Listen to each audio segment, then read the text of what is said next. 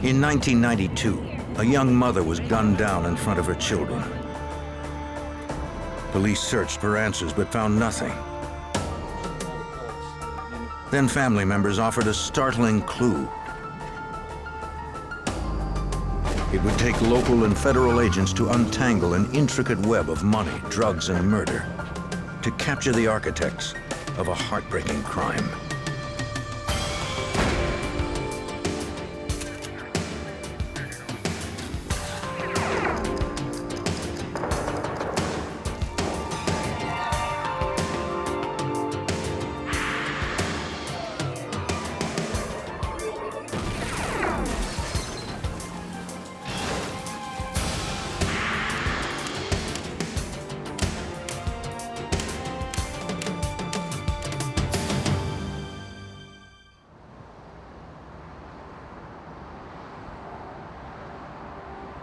November 29, 1992, Atlanta, Georgia.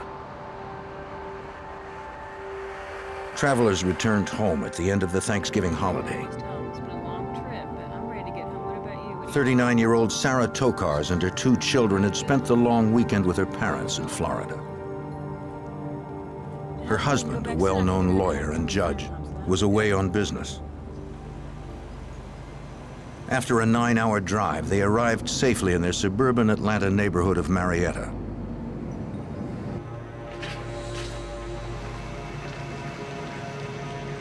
The house was dark as they pulled into the driveway.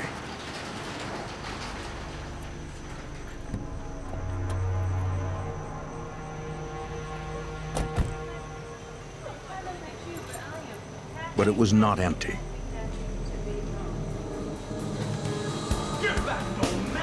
Sarah did not see a man waiting in the shadows of the garage.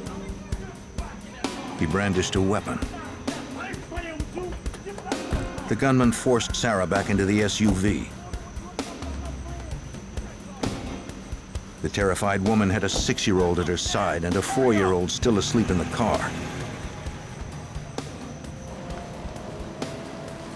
She had no choice.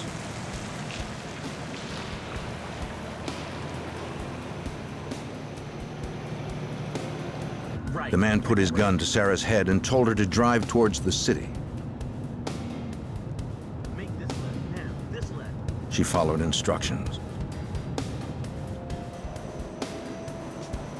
As they reached an empty development, he told her to turn off. She refused. She pleaded with him to let her children go. He answered with a single gunshot to her head. As the gunman grabbed her purse and fled, the vehicle kept rolling. The children still inside. When it came to a stop, Sarah's 6-year-old son had to reach across his mother's body to turn off the ignition. He unbuckled his groggy 4-year-old brother from his car seat, then ran to the nearest house.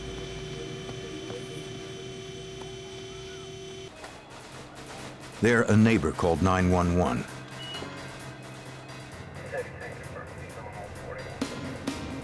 Officers responded to the report of a possible homicide in the vicinity of Powers Road. Cobb County Police were dispatched immediately.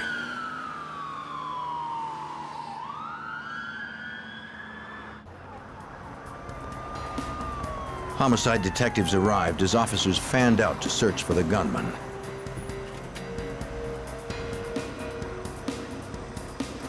Police briefed them on the spot. The 2 young boys who witnessed the shooting identified the victim as their mother, Sarah Tokars. Their father, Fred Tokars, was out of town. Police were already trying to contact him. Forensic technicians examined the vehicle where it had stopped. There might be trace evidence outside as well as inside the car. An analysis confirmed what the boys had told police. The gunman was sitting directly behind Sarah Tokars when he pulled the trigger. Blood spatter patterns suggested he had used a shotgun.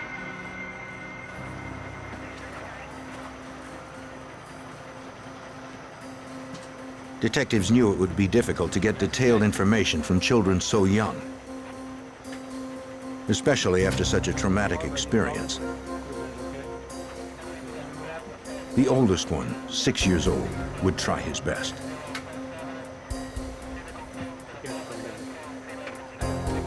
He said the killer was a black male, wearing jeans, a sweatshirt, and a cap. He could not be more specific. The boy didn't know which way the killer had run after he grabbed his mother's purse. But he said the weapon looked like a pirate's gun that you would see on TV. Detectives were not sure what he meant. Maybe the autopsy would tell them more.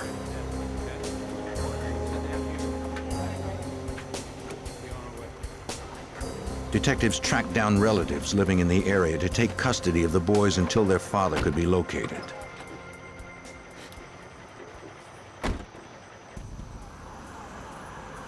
Police learned the family's address by running the plates on the vehicle. They continued the investigation at the Tokars' home where the abduction had occurred.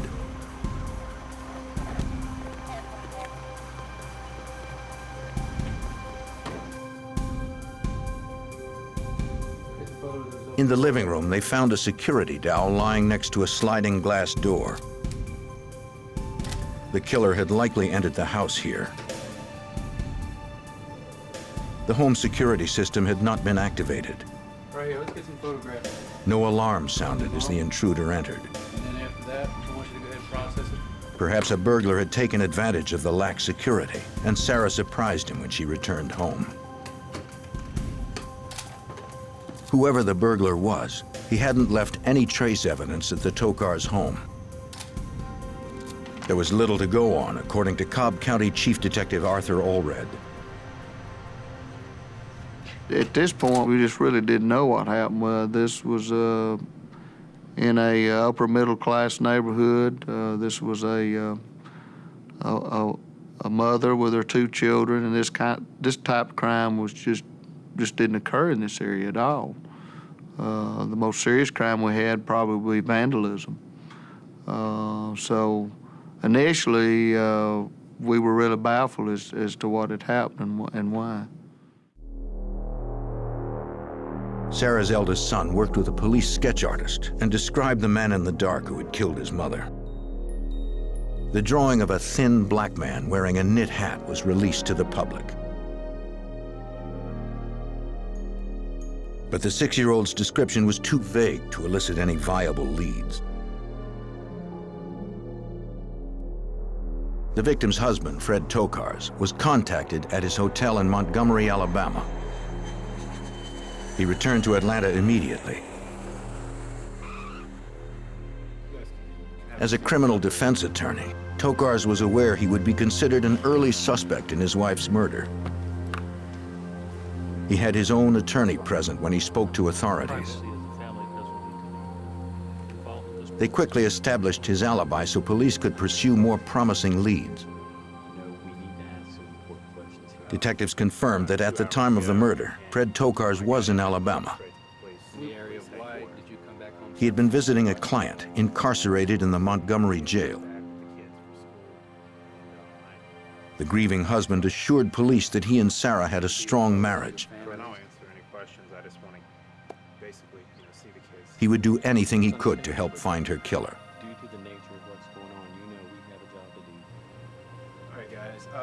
Tokars agreed to walk detectives through the house. As far as he knew, the doors were locked and the security rod was in place when he left for Montgomery. He explained that they had intentionally left the alarm off because a plumber was scheduled to fix the hot water heater over the weekend.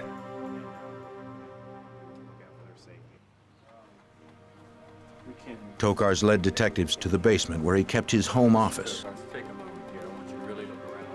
He said he usually had about $1,500 locked in the safe. Now it was open and empty. We keep some cash in there. Its combination was hidden in a nearby file. $1,000 for the trip. Only he and his wife knew it was there. Perhaps Sarah had taken the money on her trip to Florida. It was also possible that the burglar had found the combination and taken the cash. Looks like everything's okay. Ultimately, Tokars couldn't specify how much money, if any, was missing. All right. To police, nothing else in the house seemed disturbed, and no clues pointed to the killer's identity. A lot of people were frightened. A lot of people just couldn't believe that this would happen to a mother in front of her children, and especially in the neighborhood where it occurred. So there was a lot of pressure on the department to find who had killed her.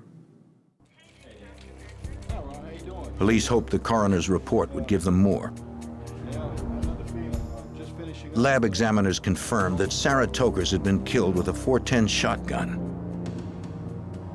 To a child, if that type of weapon had been sawed off, it might look like a 17th century flintlock pistol used by pirates on TV. Only the plastic wadding and buckshot were recovered from the SUV. Because no shell casing had been ejected, they would not be able to match anything to a specific weapon if one were later found.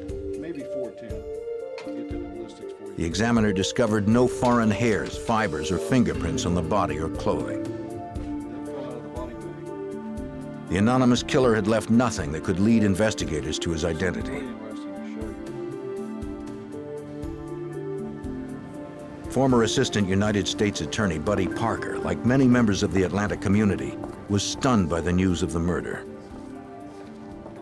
We had a discussion that morning about the notoriety of the homicide, of it being the wife of Fred Tokars, who was known within the legal community, having been a former assistant district attorney for Fulton County.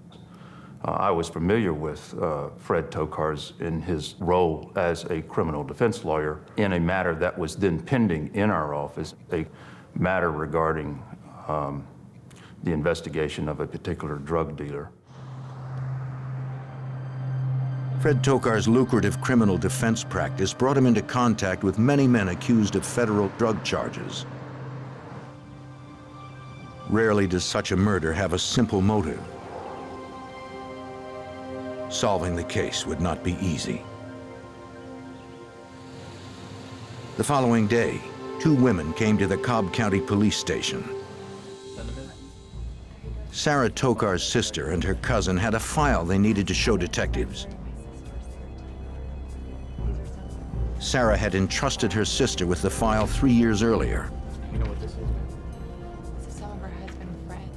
At the time, Sarah made her promise to take it to police if anything ever happened to her. Something would happen, a divorce, overseas bank account. It contained what appeared to be lists of Fred Tokars' bank accounts and their balances. Told her 3 years ago.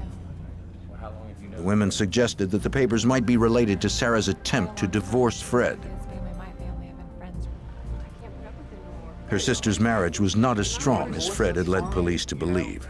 That might be so, but I know what you've been doing. Sarah wanted a divorce, but whenever she broached the subject, he threatened to use his legal connections to get sole custody of their children. All right, guys. Let me tell you something. Sarah was trapped. Divorce, but you'll never see the If she ever hoped to divorce Fred and keep her children, she needed leverage. Well, in case there was a divorce. After the incident, Sarah had secretly copied some of Fred's files and gave them to her sister for safekeeping. For quite a long time. She suspected they outlined illegal activities he might be involved in. Liar. Wasn't treating my sister. If that were so, they could be her only leverage against him in court. She went to his office. Some of the information you need. Investigators reviewed the files carefully. I'm her sister. Perhaps they would help police determine whether Sarah Tokars' death was a botched robbery or a carefully planned conspiracy. Cobb County detectives called the FBI office in Atlanta for help. They hoped that Special Agent Michael Twible could determine if Fred Tokar's bank statements were somehow linked to the murder. We were contacted by the Cobb County authorities concerning the documents they had discovered, which were brought to them by Sarah Tokar's sister and cousin, which revealed that Mr. Tokar's, her husband, had been involved in setting up offshore bank accounts and offshore corporations.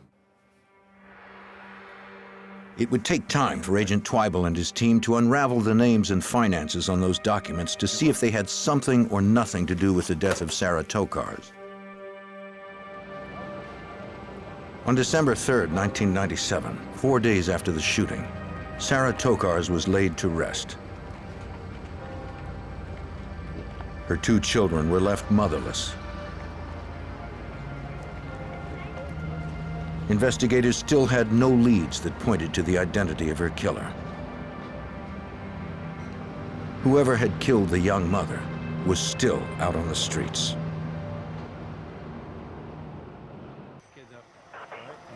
Just after Thanksgiving in 1997, the FBI and local investigators continued their search for the lone gunman who shot and killed Sarah Tokar's, the wife of a prominent Atlanta attorney, in front of her 2 young children. Sarah's 6-year-old child had given a vague description of the suspect to police in Cobb County, Georgia, but they still had no solid leads. Copies of her husband's bank statements were sent to the FBI field office in Atlanta for closer scrutiny. Special Agent Michael Twible hoped to provide insight as to whether the documents might somehow be connected to Sarah Tokar's murder.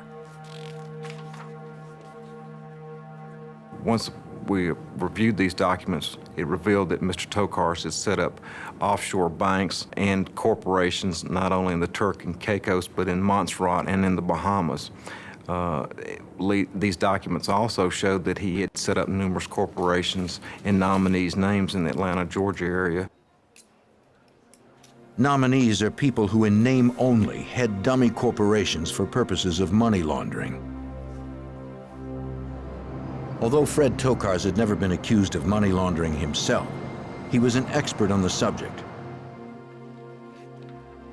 Buddy Parker, a former assistant U.S. attorney, was aware that Tokar's was not only a well-known lawyer, he was also a certified public accountant.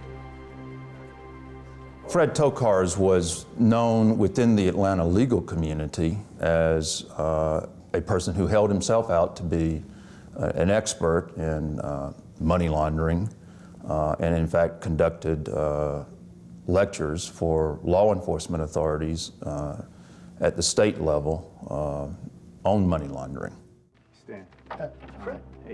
Investigating the finances of a man like Fred Tokar's would be a delicate business.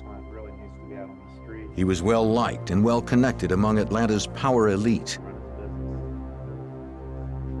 He was well known in Cobb County. He was also well known in political circles, in as much as he had been appointed as an assistant municipal court judge, and he had been an assistant solicitor for Fulton County.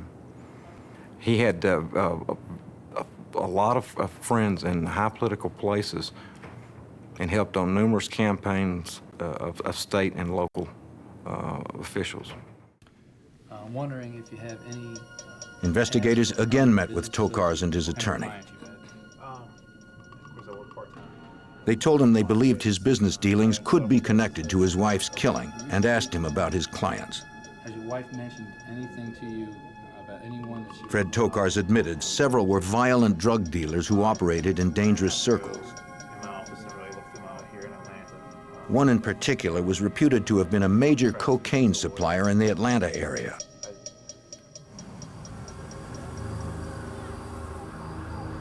The dealer had returned home to Detroit after another one of Tokar's clients had allegedly forced him out of the South.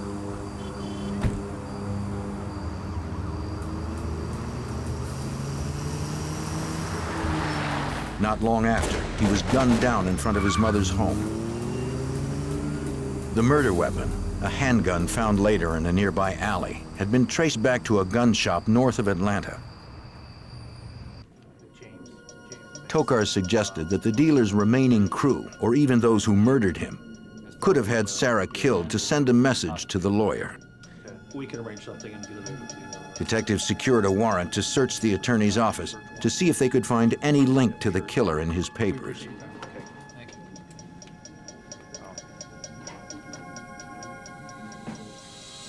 That night, local investigators and IRS agents conducted a thorough search of the office. They confiscated files, date books, and business calendars dating back several years, but found no direct clues to the murder. In the margins of Tokar's date books, agents did find notations of offshore accounts. The total deposited in these accounts far exceeded the amount Tokar's claimed on his taxes each year.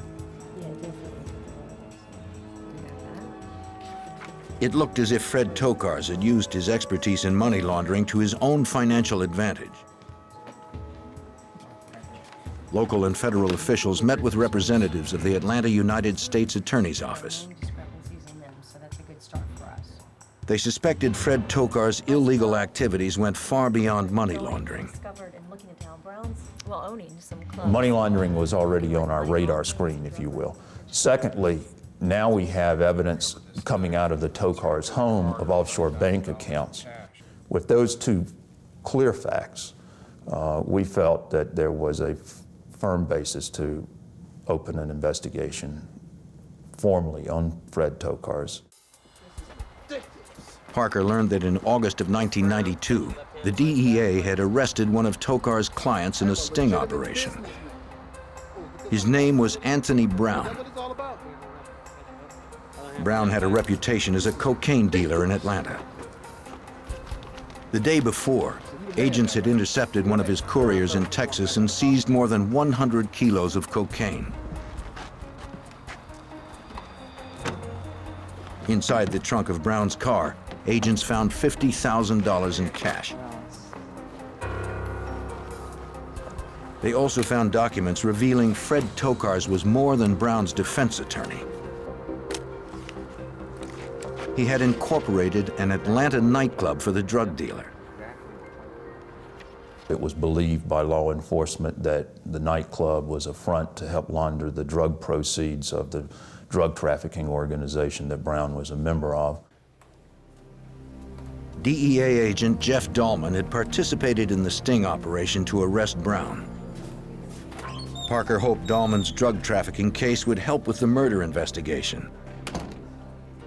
What had happened as a result of the homicide of Mrs. Tokars was that the light got turned on Fred Tokars' past of what he had been doing for the past several years. And what was illuminated was that he'd been involved with several drug traffickers in the Atlanta area. Investigators wondered how deep that involvement went. Police re-interviewed Tokar's neighbors to see if they had missed anything. I was wondering if on Sunday evening... One close friend confirmed that Sarah wanted to divorce her husband, but she was afraid of him. Not long before she was murdered, Sarah confided that she had found some of her husband's documents that seemed suspicious. According to the neighbor, Sarah said these weren't simply lists of offshore accounts. They were stronger proof of criminal activities. Hey, listen, I need to give you a call back. Yeah, just a few minutes. About a week and a half before Sarah Tokars' murder, Sarah Tokars explained to her that she now had the goods on Fred, that she had found documents or records that indicated he had engaged in or was engaging in tax evasion, and that she was going to go to the authorities with this information and she could then get a divorce. If Sarah had confronted her husband with the evidence, it might have motivated him to harm her. Investigators additionally found the name of a Tokars private investigator. The PI admitted to agents that Tokars had hired him to approach drug dealers about laundering their profits. He was listed as one of the owners, along with Fred Tokars, of another Atlanta nightclub, according to Special Agent Michael Twyble.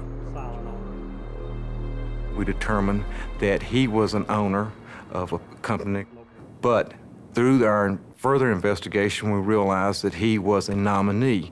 And when I say the word nominee, I mean the fact that he was delegated to the person being legally responsible as being an owner of the club, but in actuality, he was not. Fred Tokars had constructed the entire scheme. According to the Private Eye, Tokars courted reputed drug dealers like Anthony Brown, men who had a lot of cash but no place to invest it without raising suspicions of the IRS. Tokars, a money laundering expert, proposed depositing their drug profits in offshore accounts and in businesses like clubs that operated primarily on a cash basis. The money could then be filtered through legitimate financial institutions. And the way you would launder the money is, even though it's dealt in cash, you would pay entertainers on paper $15,000 when in actuality you paid them $5,000 cash. Tokars would receive thousands for each transaction. He was actively involved, knowing that these people were drug traffickers and what they were doing with their money. The object was to open corporations, mainly nightclubs, cash businesses where they could easily hide their assets, where they could easily run their drug proceeds through them. Authorities believe the connection between Fred Tokars and drug traffickers had somehow led to his wife's murder. But the details were elusive. Get back in that car now! Weeks after the murder of Sarah Tokars, a man capable of murdering an innocent mother in front of her children remained at large.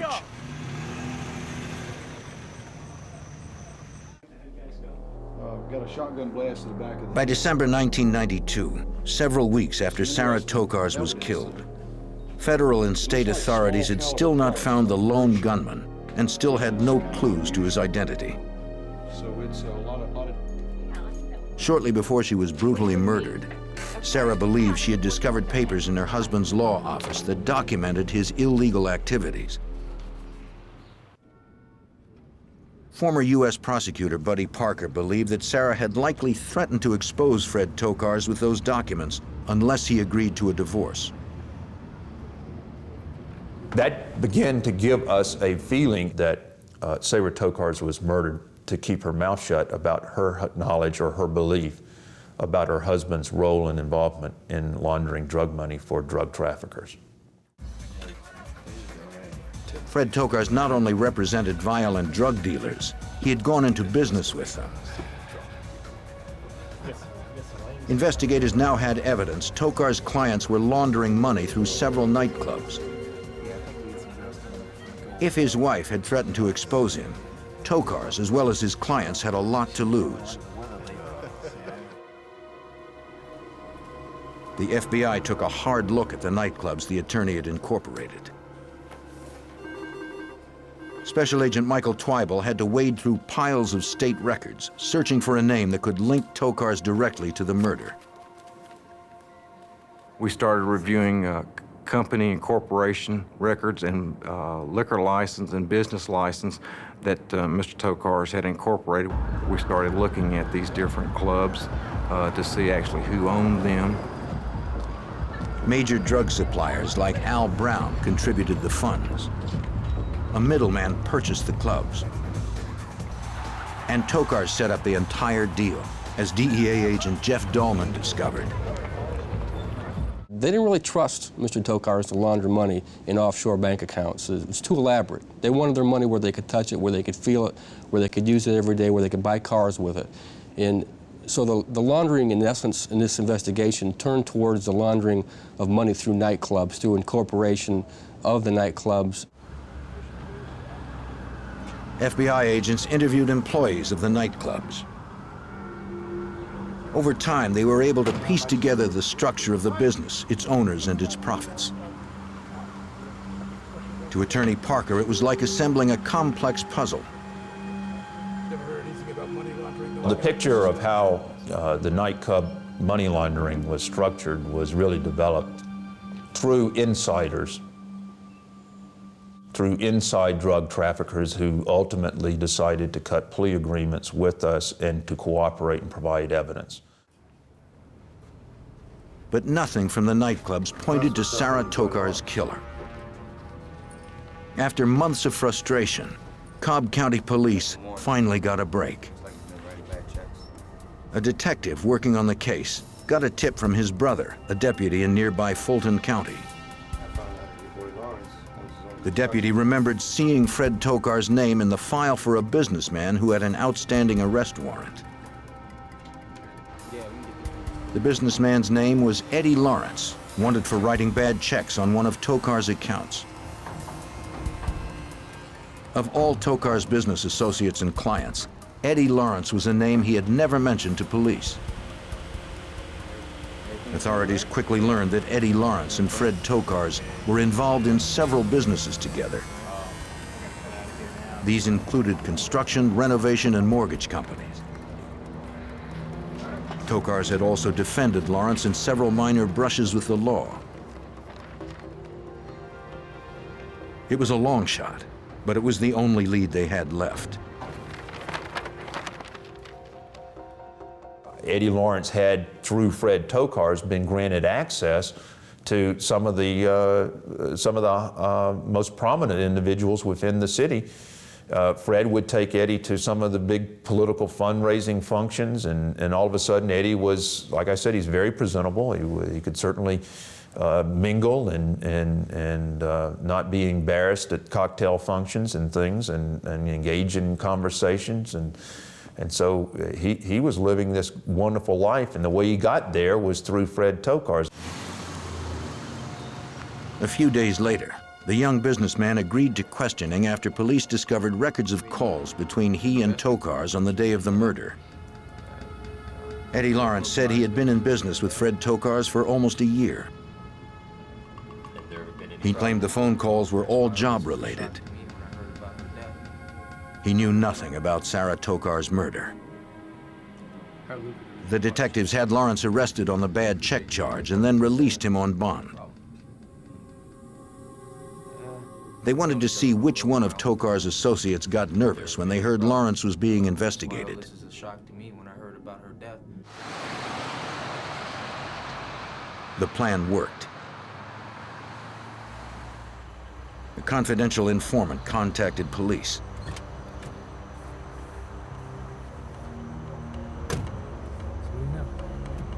The word on the street was that Eddie Lawrence had been looking for a hitman prior to Sarah Tokar's murder. He had pressured one of his employees to help him find someone to kill a woman who he claimed stood in the way of a lot of money. The employee gave Lawrence a name, Curtis Rower. Rower was a drug addict with a long rap sheet including armed robbery. He needed money. Maybe he'd be interested. Although the informant didn't mention Fred Tokar's by name, investigators finally had a potential link between the victim's husband, Eddie Lawrence, and a hitman. Detectives interviewed Eddie Lawrence. No, I deny. We have information They questioned him about his relationship with Tokar's. that says recently you've been trying to get him gun. Why would I have somebody He claimed no involvement in the murder. when I had nobody home? Police felt he was lying. Making any progress here. I have a warrant. Your name. On December 16, 1992, police detained Lawrence and revoked his bail because of the flight risk. They wanted him in custody when they went after Curtis Rower. Detectives immediately secured search and arrest warrants for a house in College Park where Rower was staying. They proceeded with caution. If Rower was capable of killing an innocent woman in cold blood, there was no telling what he might do when cornered.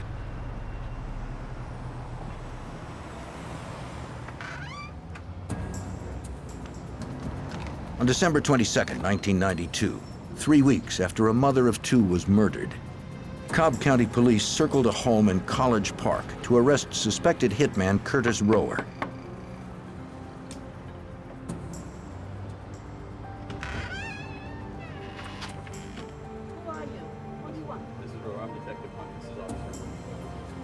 The woman who answered the door said she wasn't sure if Rower was home.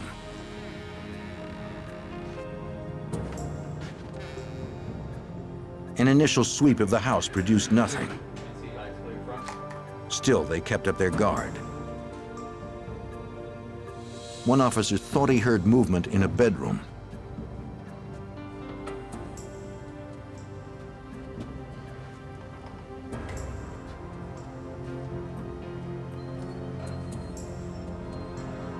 Curtis, you in the bed. You see your hands.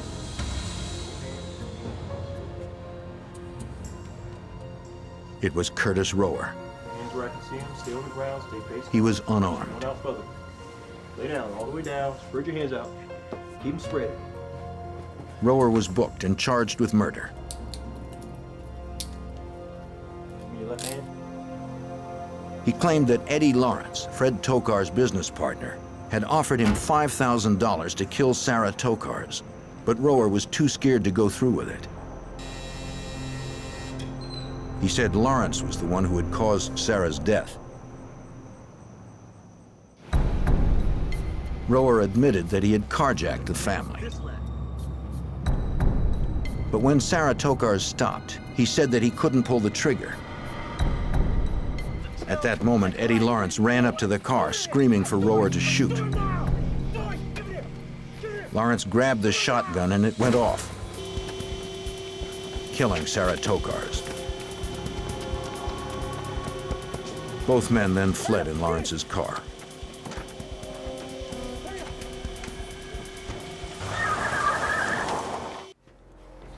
Though police believed Rower was downplaying his role, Sarah's 6-year-old son was the only other witness they had to refute his claim. He remembered only one shooter. The boy would be forced to identify the man who terrorized his family from a lineup unless Eddie Lawrence corroborated Rower's story. Authorities charged Eddie Lawrence with conspiracy to commit murder, but Lawrence refused to confirm or deny Rower's statement. Cobb County Police notified Fred Tokars that Eddie Lawrence and Curtis Rower had been formally charged with his wife's murder. He received the news at Sarah's parents' house in Florida, where he was vacationing with his sons for the holidays. Who's on the phone? It's the police. They've arrested someone for the murder. Thank God for that. His relatives later said that while the rest of the family expressed relief, Fred Tokars did not. He seemed despondent. The arrests of Lawrence and Rower had made national headlines. Tokars was caught in that same spotlight and refused to give any statements to the press. Because the suspected hitman's story conflicted with Tokar's son's version, the 6-year-old was asked to view a suspect lineup. Police explained that though he would be able to see 5 men staring at him, they would not be able to see him. The one-way mirror would prevent that. When the child said he was ready, investigators called for the men. All of them resembled the boy's description of his mother's killer. Okay, Michael. One of these gentlemen may be the person. Detectives reassured him that he could take as much time as he needed. I want you to take your time. I want you to look at him closely. I want you to tell me if you feel But it was no use. The child was either too young or too frightened to remember the killer's face. When relatives tried to reach Fred Tokars in Florida to inform him, he was nowhere to be found. Fred left the company of his in-laws and returned to his hotel room where no one heard from him. And the following morning, they tried to raise him on the telephone. They tried to find him, and there were no responses.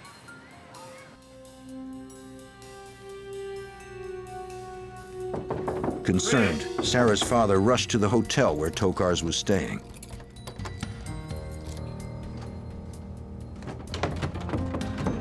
Fred! Fred! Fred!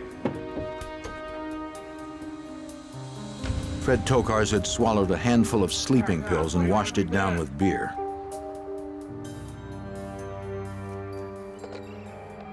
The manager of the hotel quickly called an ambulance.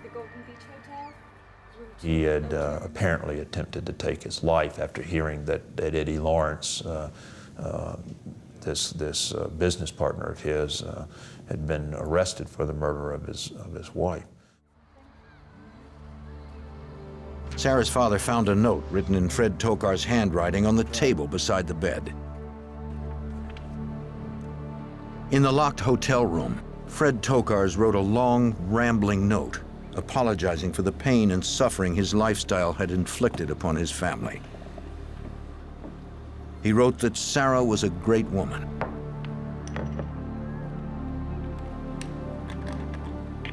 Then, on the day before Christmas Eve, Fred Tokars swallowed a handful of sleeping pills, enough to kill him. Fred Tokars lay on the bed, barely breathing. If he died, the truth about his wife's murder might die with him. Come on, Fred. Yes, there's been emergency. In late December of 1992, Fred Tokars, the once prominent Atlanta attorney now suspected in his wife's murder, lay motionless in a Florida hotel room from an overdose of sleeping pills. He was rushed to a nearby hospital where they were able to revive him. Thank you for coming down today. After his release, he held a press conference. A tough time for myself and also for my children. He told the public that he was very depressed and that the media was not making it easy. We did this terrible crime. Tokars had gone to the extent of establishing residency in Florida to avoid the attention. The whole way through this, so. But he believed that justice would soon be served. Mr. Tokars, may we have your comment on the arrest of Eddie Lawrence? The FBI believed justice would soon be served as well.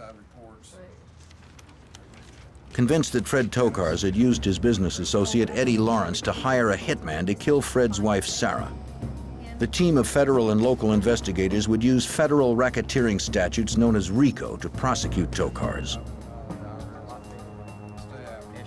Building a RICO case to prove Sarah Tokars had been killed to protect her husband's illegal activities meant outlining those activities in detail. The RICO statute, it attacks basically this conspiracy of individuals who are out committing all types of different crimes, not necessarily together, but they're all for the benefit of this criminal group to exist, to continue to exist, and to make money. Looks like things are coming together a little bit. I appreciate all A federal grand jury named Tokars as an unindicted co-conspirator in the homicide. Though Tokars' partner, Eddie Lawrence, had remained silent after 7 months in prison, investigators hoped the public indictment might encourage Lawrence to testify against Tokars. Not long after, the Atlanta U.S. Attorney's Office received a phone call that Eddie Lawrence was ready to cooperate in exchange for sentencing consideration. We've got some work to do. Let's go.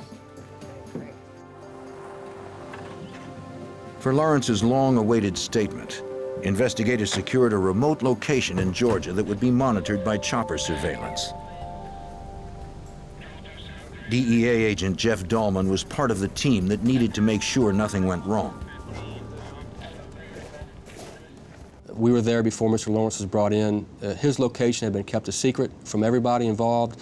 The only people that knew of where Mr. Lawrence was actually being held at that time were the Cobb County Police Department. Mr. Lawrence at that time was a key witness in this investigation, and his safety was paramount to everyone. Inside a fortified house, Eddie Lawrence told investigators that he and Tokars were not just partners in the construction business. They were also involved in laundering drug money. $900,000.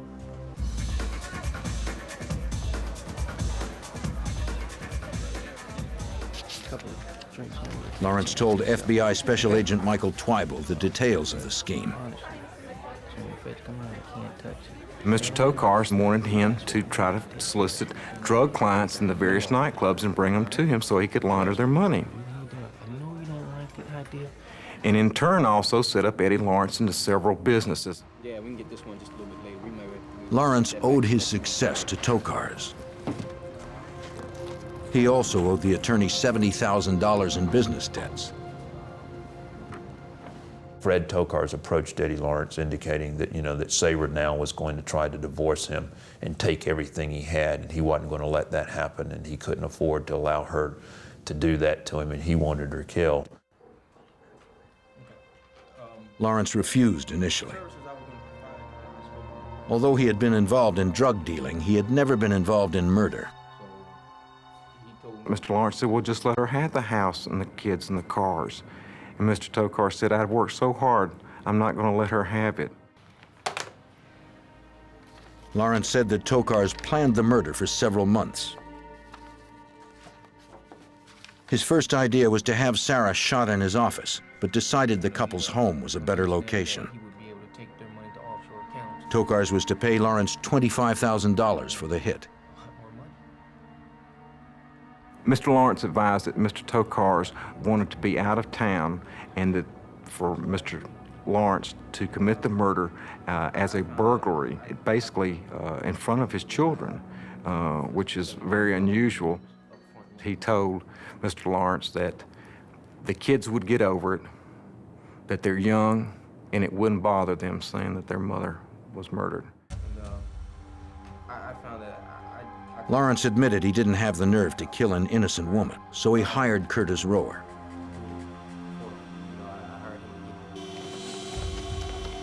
After Rower shot Sarah Tokars, Lawrence drove him away from the scene.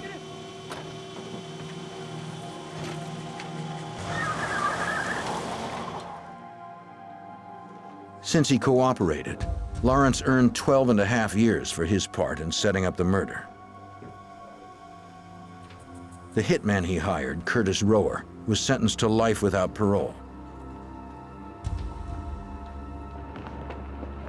For the time being, Tokars was still a free man. Mr. Tokars had custody of his 2 children. Our concern during this time and the rest of Mr. Tokars was that there could be some harm done to the children. And Mr. Tokars was aware that he'd been watched. The media was still down in Florida at the time. He knew that people were watching him daily, and we had to develop a plan to get Mr. Tokars out of the house where there'd be no harm done to the children or to himself, and tried to effect the arrest. The agents knew Tokars hated the press. They posed as reporters, lurking around the condo, hoping to elicit a response from the wanted man. And the game plan at that time was to have Mr. Tokars come out and check us out, which he had done previously to other people that had been parked in the area. The plan worked well. He came downstairs. He called the police.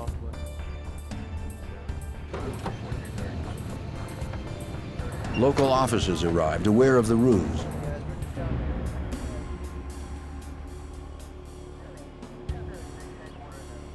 Fred Tokars emerged from his condo to file a complaint.